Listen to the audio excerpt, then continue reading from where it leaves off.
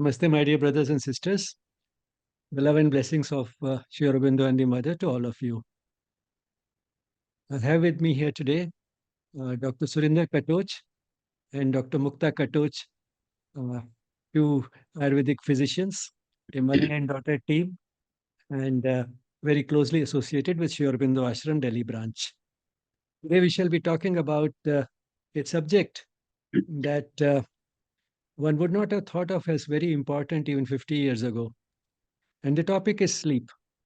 Because we know somewhere deep within that sleep is just as important as food, and people, considering that, people generally slept enough.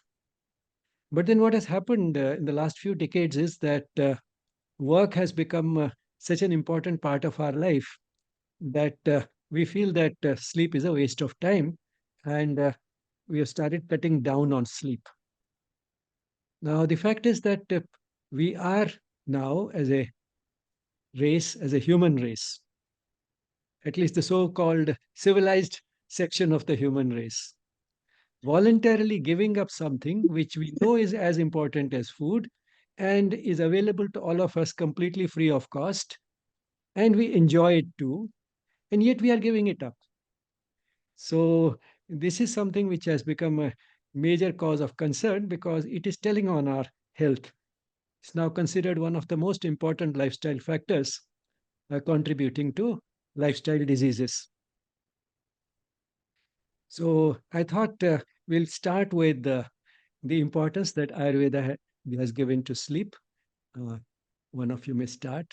Maybe Dr. Surinder Katoch can start on that. Good morning, sir, and good morning, friends. It's an opportunity to be here with you and sharing the knowledge of Ayurveda regarding this subject. Maybe now the modern science is working upon the word sleep, but thousands of years ago, in our major texts, the Charak Samhita, Sushruta Samhita, and Ashtang Hridaya and Ashtang Sangreh, sleep is considered as one of the pillars of health. So if it is a pillar, I don't think we should play with it. Because if we remove the pillar of a building, the building falls. Now, this is a pillar of health. So if we give no importance to this pillar, health has to fall. It has to fall. So therefore, sleep in Ayurveda is extremely important, depending upon when to sleep, how much to sleep. These are all the points which should be covered in the terminology named as sleep. So Ayurveda lays a lot of emphasis, as you rightly said, that now because the public is going behind power, prestige, money, and therefore maximum time busy in work. So sleep is we are getting it free of cost. And we don't understand the importance of it. So it is unfortunate, but yes, according to Ayurveda, we have to lay a lot of stress on proper sleep, especially the night sleep. Mukta, there were three important aspects of this which Dr. Surinder Katoch made. That just as you know, in case of food, it's important to uh, take into view what we eat, how much we eat, and how we eat. In the same way, for sleep, it's important when we sleep, how long we sleep, and how we sleep. Would you like to take these three different aspects of sleep one by one?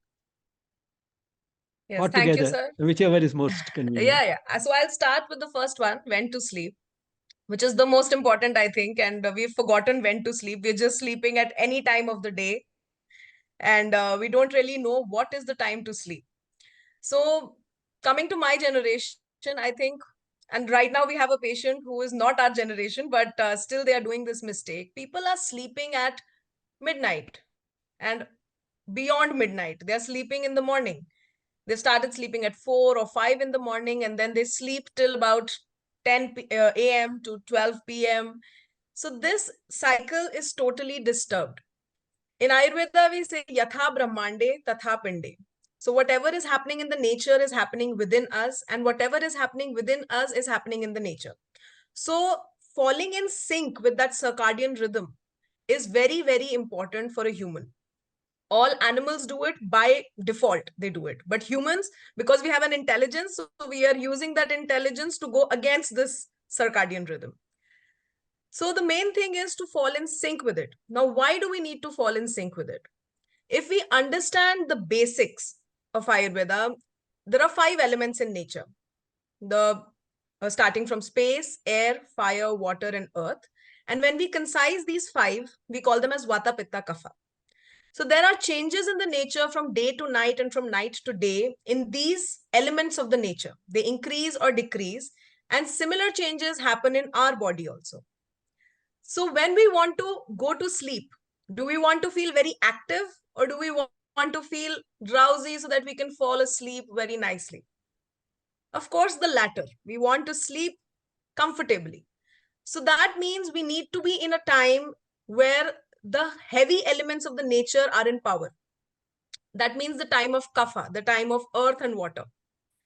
So that comes out to be around 6 p.m. to 10 p.m. All of us naturally feel to sleep during this time, and we should go to sleep during this time. What we tend to do is we tend to get busy with some or the other activity and let that urge of sleep go away. Again, sleep is one of the adharaniya veda in Ayurveda. That means it is an urge that should not be suppressed. If you're feeling sleepy, you need to attend to it. Just like we attend to urine, we attend to stool. Sleep is an urge we need to attend to. So if you're feeling sleepy, you need to go to bed between 6 p.m. to 10 p.m. And the time to wake up. Again, when we want to wake up, we want to be light and active, not drowsy that we are not able to do our daily activity. So that means we need to get up in a time where the lighter elements of nature are in power. That means the space and air.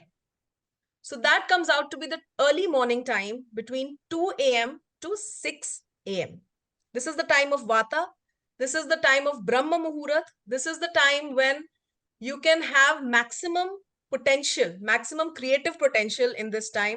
So this is the time to get up. You will see most of the people in the world who are very successful, they get up during this time. And that is what makes them different from the rest of the world. So 2 a.m. to 6 a.m. is the time to get up. And this time between sleep and getting up, that is the 10 p.m. to 2 a.m. time. Again, very crucial. So we've covered the heavier elements, we've covered the lighter elements. The only element remaining is fire. So fire is the element which is predominant during this 10 p.m. to 2 a.m. time. And this is the time of natural rejuvenation. Nowadays, degenerative disorders have become very common.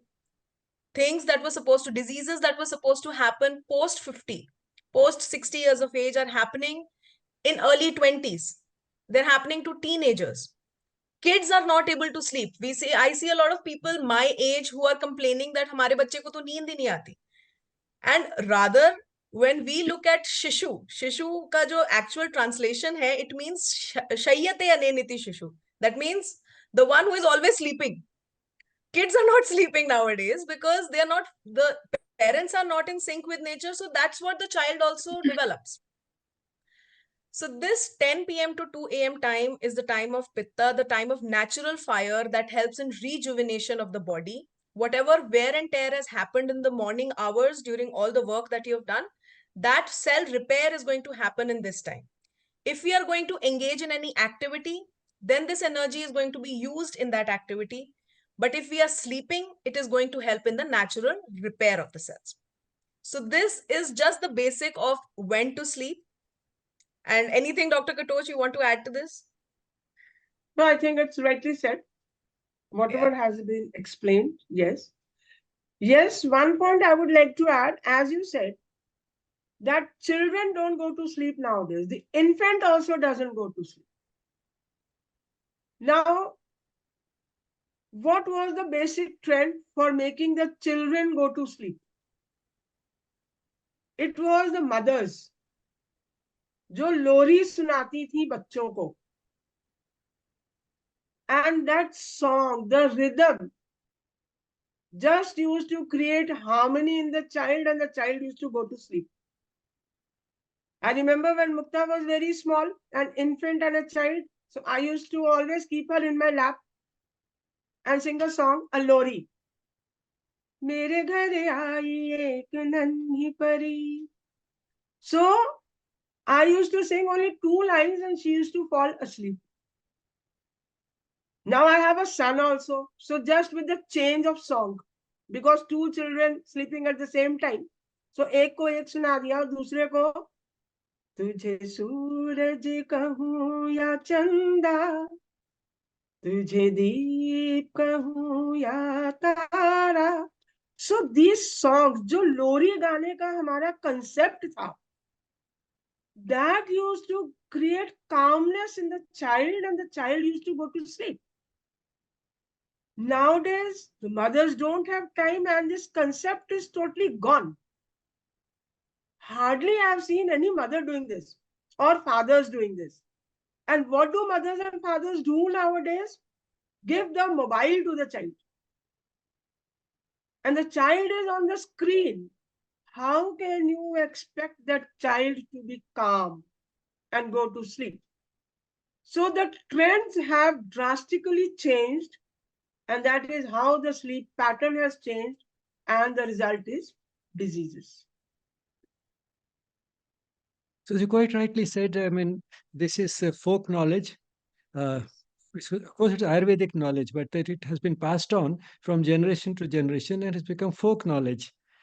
And now that instead of the lullabies, the loris, mothers are handing over the smartphone as a babysitter and maybe also as a sleeping agent to the child.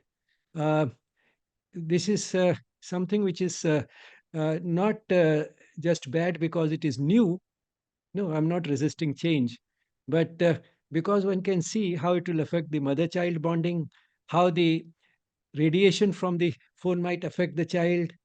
Now, uh, these are all things which we have to think about. And if this happens on a large scale, even in a certain section of the society, for whether two generation, the folk knowledge may become completely extinct because in general it's said that anything which is passed on from generation to generation, if it is not practiced for 2 generations, generally that knowledge is completely lost.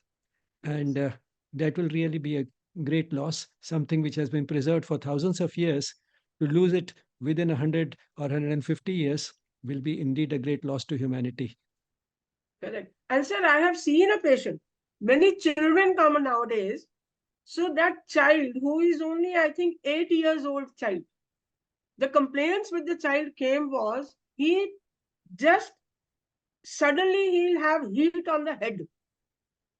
And with that heat on the head, he'll start a headache and then vomit and then faint. Now, this used to happen like once in 2 months. And when that child came to me, it was happening twice a week. And when I took the detailed history, as I do the body mind analysis, in that it came out the child sleeps at 2 o'clock in the morning and totally busy in screen.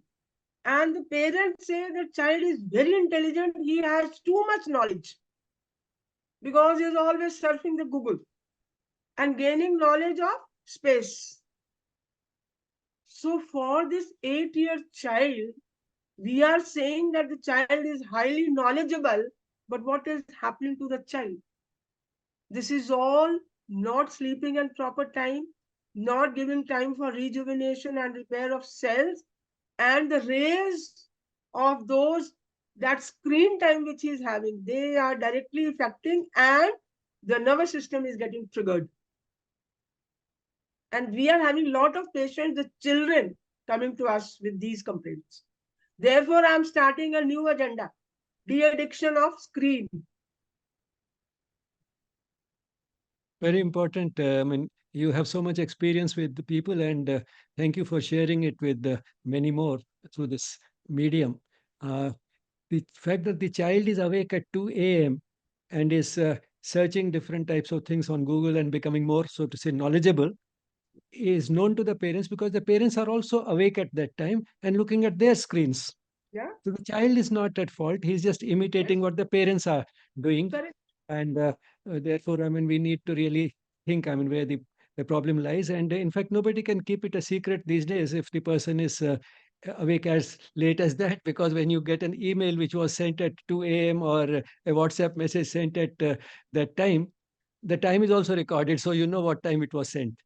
And Correct. then, in fact, generally, when I get such a message from one of my young students, the first thing I ask her is, "So it shows that, sweet child, you were awake at that time. Why? Why were you awake at that time? Correct. Be able True. to send True. this." Yeah. Uh, do that so often. And another thing that occurred to me while you were talking was that uh, it is not just the duration, but also the time at which we sleep, as Mukta said. So, sleeping for 7 hours from 9 to 4 is not the same as sleeping from 1 to 8, Yes. although both are 7 hours. Mm. And secondly, that one should naturally fall asleep, which means that the time at which there's a predominance of kapha, that is from 6 p.m. to 10 p.m., one is naturally a little sleepy. But then that natural sleepiness should not be misunderstood as dropping dead. Yeah. Because that is, when you're so exhausted that you just can't stay awake. Like, say, a driver, even while driving, he sometimes falls asleep, and that leads to accidents. That is not the same as feeling naturally sleepy. Mm. In fact, the time when one should be sleeping should be the time when one is still pretty alert, lies Yes. down, goes through a proper way of sleeping, which we will come to how to sleep, and then the person should be asleep within 5 minutes. So that would be sort of sleeping at the right time when it is natural and spontaneous for us to Mm. fall asleep, not that one should drop dead Yes. and just can't help it. I mean, that is Correct. not the type of sleep which would be a good sleep. And then you also talked about not suppressing the sleep, as one of the principles in Ayurveda. It has been considered one of those urges which should not be suppressed, like the urge for going to the toilet. So it should not be suppressed. But then indirectly, we are doing that by depending upon tea and coffee. Yes. And tea and coffee, in fact, can only postpone the problem. They don't solve it. We may not feel sleepy for some time, but then we have to make up for it. That's why it has been said that tea and coffee don't give us energy, they only lend us energy. It has to be paid back. So, with that, Very now, Mukta, beautifully would you said. like to continue with a little longer on how long to sleep and how to sleep, particularly the Yes. how to sleep part, which is what in modern medicine we call sleep hygiene? Yes. So first, I'll just quickly deal with how long to sleep. So most of us know that for an adult, the sleep hours are 6 to 8 hours. So you need to see for yourself. There is no dictation in this that this is what you have to do. You need to, for a week, check how active you feel in 6 hours or in 7 hours or in 8 hours of sleep. Whatever is comfortable for you, that is the amount of hours you need for sleep. For a child, newly born child will sleep for almost 20 hours a day or maybe more. Gradually, the duration of sleep, once the child starts going to school, will start coming down. So, for children and adults, the number of hours will be different. And again, another concept nowadays has come that people are sleeping in breaks. So, what they will say is, I'm sleeping 2 hours now, 2 hours later, and then another 2 hours later. So, I've completed 6 hours of sleep. So, this math doesn't work here. So the main thing is you have to sleep continuously for 6 hours, and that has to be during, you have to go to bed in the time of kapha and wake up in the time of vata. If you're doing like this, then we call it as proper sleep. If it is not like this, then that sleep is not proper. You may not have symptoms right now, your body may bear with it for some time, but gradually it will start showing signs. So be careful about it, and don't take sleep very casually, because it is not something very casual. It is one of the trayopastambha, like Dr. Katoch said. It's one of the three pillars of health. Coming to how to sleep. So firstly, you have to, the time of the sleep is very important. Time of the food is very important. Consuming food just before going to bed will make cause indigestion, and it will probably not let you sleep well. Even in the night, you may get up because of discomfort in your chest, discomfort in your abdomen. So, firstly, there should be at least a gap of 2 hours between your meal, between your dinner and your sleep. In Ayurveda, rather, we say that it is better that you have only 2 meals a day. Have your second meal by maximum 8. So, between 5 to 8, have your second meal. And this meal should be lighter than the morning meal that you've consumed. After that, before going to bed, you can have a cup of milk. So, people who are prone to insomnia or who are not able to sleep very well, so for them, making your body warm will help you sleep better. So you can have a warm cup of water or a warm cup of milk at night. Also, you can have a warm shower if you like. Then you can dip your feet in warm water, apply some oil on your feet, and then gradually go to bed. Before you go to bed, it is important that you don't use your screen or do any other activity. Because, see, indulging in any activity, mobility is the characteristic of Vata. So, creating any activity, even if it is reading a lot, so any activity that is going to cause mobility of any part of your body or mobility of your mind is going to increase Vata, and it is not going to let you sleep properly. So it is important that gradually, at least 30 minutes before you're going to bed, gradually bring down your activity to almost zero and then go to bed. Then your bedding, it should be comfortable. That is important. And position, I don't think that is very important. Whatever you feel comfortable in, you can sleep. But yes, if you've had dinner late by chance on some day, then you prefer to sleep on your left position, because according to yoga, if we sleep on the left lateral position, then your right nostril works, which is hot in nature, and it will assist in the further digestion of the food. So yes, that can be done. But otherwise, whatever position you are comfortable in and your head is not very up or very low, with that position, you can go to bed. Anything else to add, Dr. Katoch? In this, what we can do is this is how to sleep, but yes, there should be so that you sleep comfortably. So Ayurveda gives a lot of concern on the application of oil. So in that is oiling of the head and oiling of the feet, both. So that is in the form of head and foot massage. This helps in proper sleep. So we should have a pattern of a lifestyle of oiling the head and foot on a regular basis.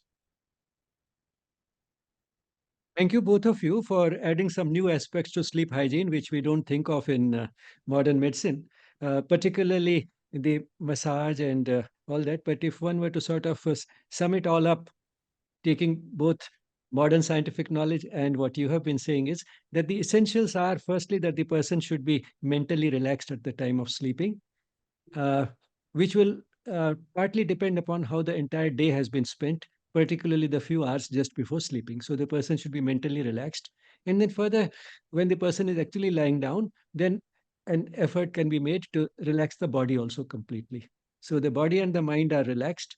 And then apart from that, as you said, warmth helps in different ways. Oil massage, particularly the head and feet, that helps. And any other relaxation methods would also probably help, which will relax the body and the mind. So actually, one may not be able to do everything every day, but then each person can build up for himself, using these general principles, a certain routine, which becomes a ritual for that person, that this is how I fall asleep every day.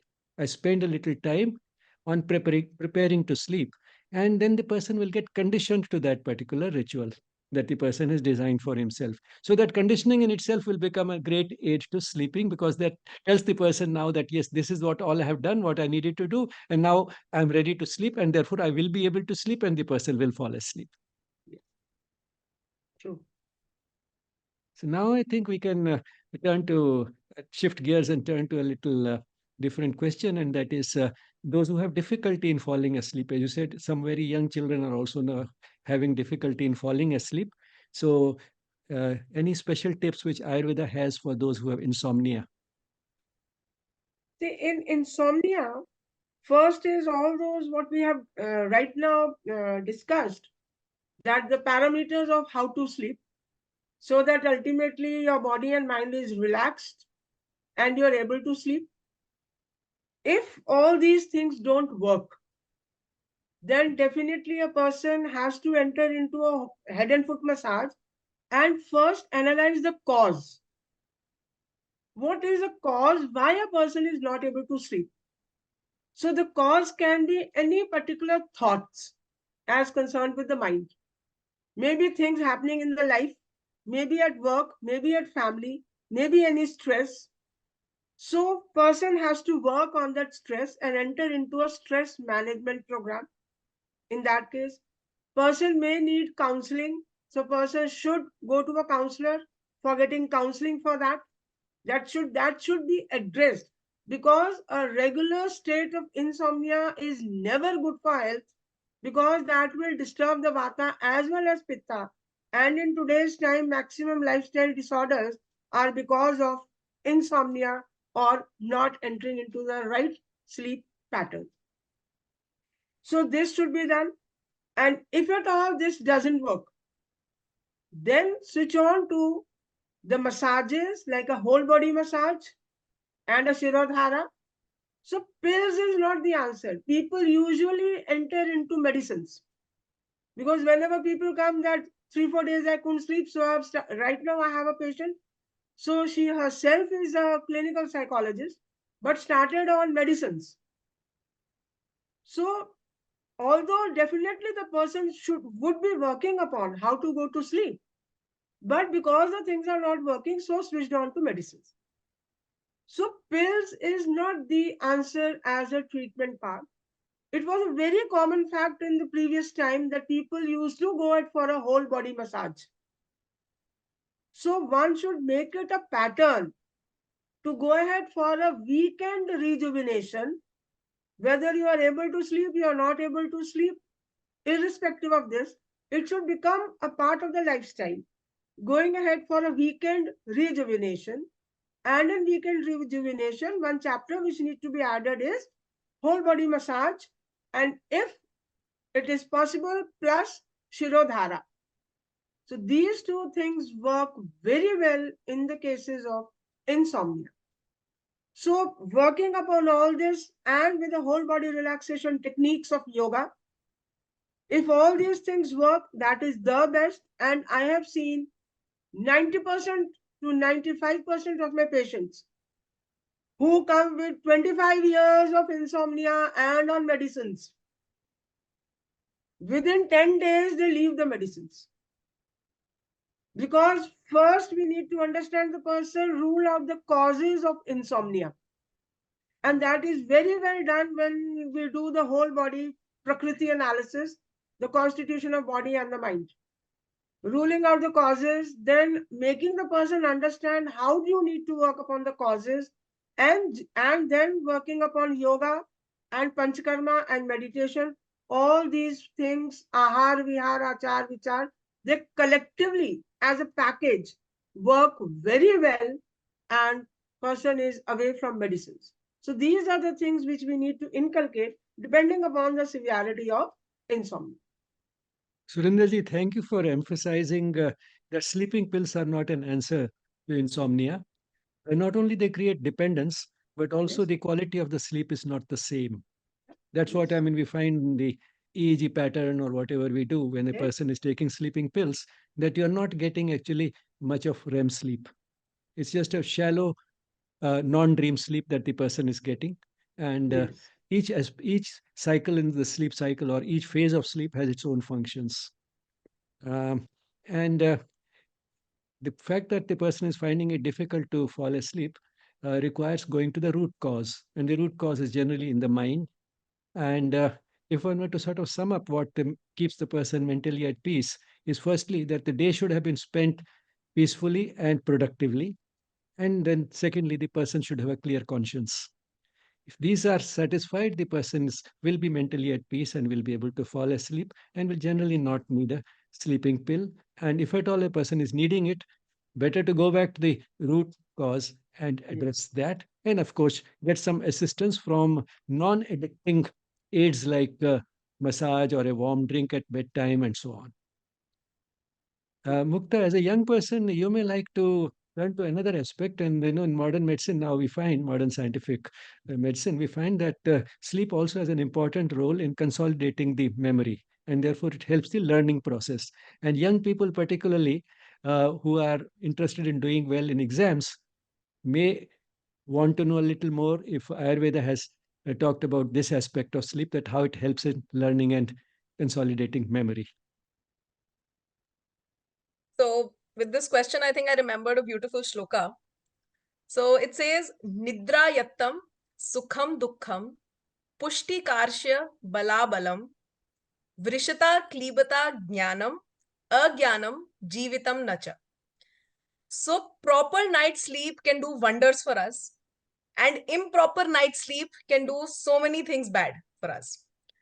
So they have given the pairs of each thing. So Nidra, if you are doing proper night sleep, if you're sleeping at the right time, waking up at the right time, and getting sufficient sleep. See, what some people do is they will sleep at 10 and wake up at 4, or they will sleep around 11 and wake up at 2. They're saying we are waking up very early, but they're not completing. When they wake up, they are feeling drained. They don't feel that they have slept well. So sleeping well is also very important. If there is a day that you have not uh, slept well, your head will be heavy throughout the day. So sleeping well is important, and sleeping well does what to you? Okay, Nidra yatam sukham dukkham. It gives you sukha.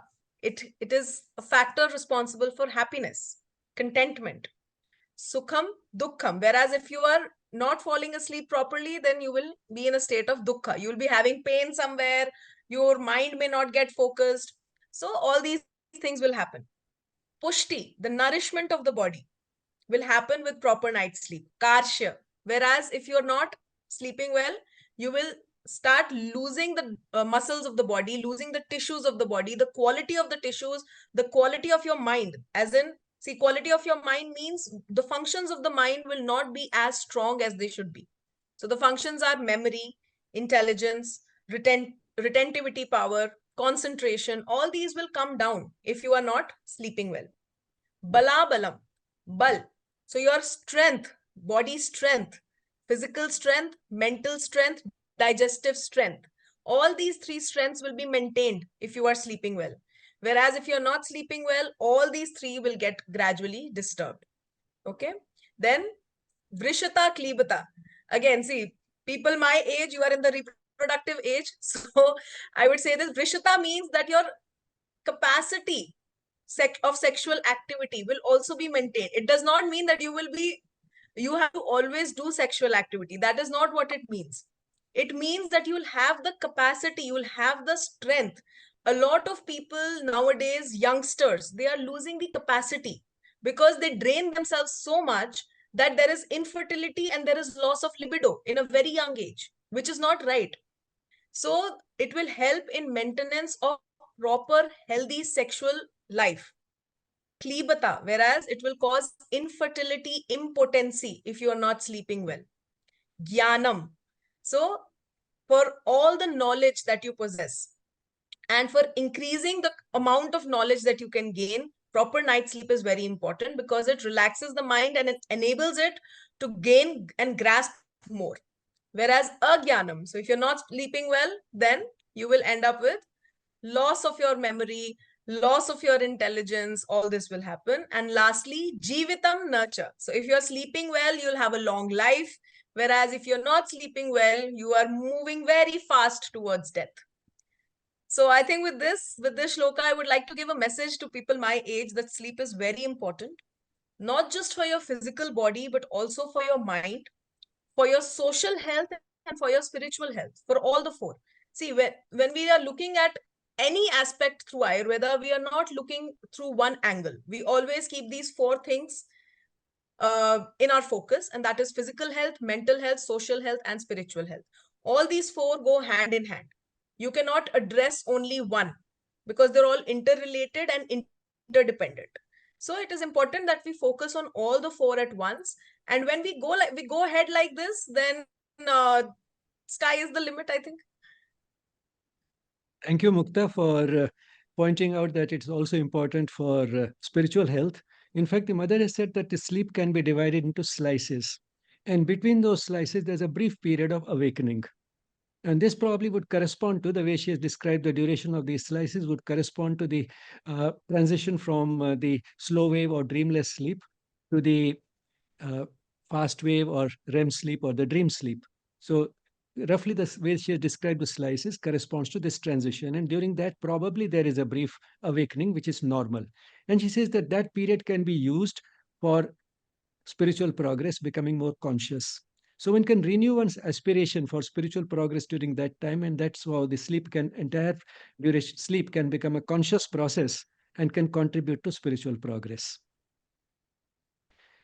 Uh, Now I'll again turn to Dr. Surinder Katoch, and that is for another thing. I think once you had said in one of your talks that in Ayurveda, sleep has been described as ardha upchar, half the treatment. So would you like to elaborate on that a bit?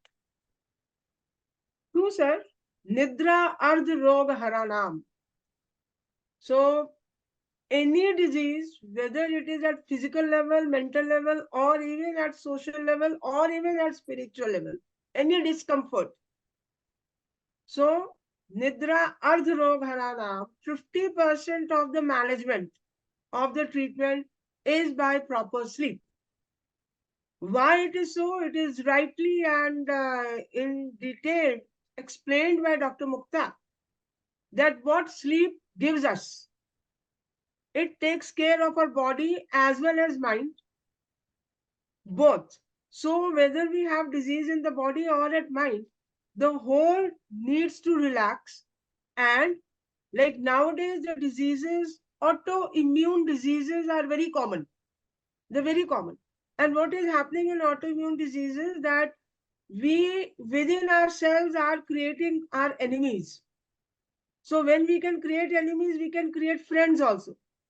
And that is very easily done when we sleep properly, because as it was already discussed, that any disease happening, our wear and tear increases of the cells.